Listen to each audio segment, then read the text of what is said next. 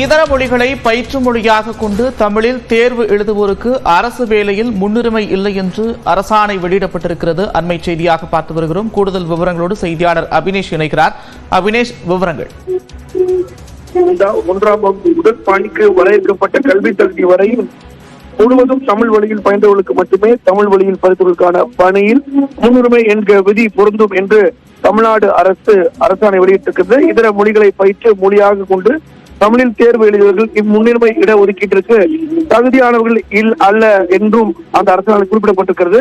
குறிப்பாக கல்வி உரிமை சட்டத்தின் கீழ் 2ஆம் வகுப்பு முதல் 8ஆம் வகுப்பு வரை நேரடியாக பள்ளிகளில் சேர்ந்து தமிழ் மொழியினை பயிற்று மொழியாக கொண்டு பயின்று தேர்ச்சி பெற்றவர்கள் பிற மாநிலங்களில் தமிழ் மொழியினை பயிற்று மொழியாக கொண்டு பயின்று பின்னர் தமிழ்நாட்டில் சேர்ந்து தங்களது கல்வியினை சேரும் வகுப்பில் இருந்து தொடர்ந்து தமிழ் வழியில் பயின்றவர்களுக்கு இந்த முன்னுரிமை வழங்க தகுதி உடையவர்கள் என்றும் அந்த அரசாணையில் குறிப்பிடப்பட்டு அரசாணை வெளியிடப்பட்டுள்ளது.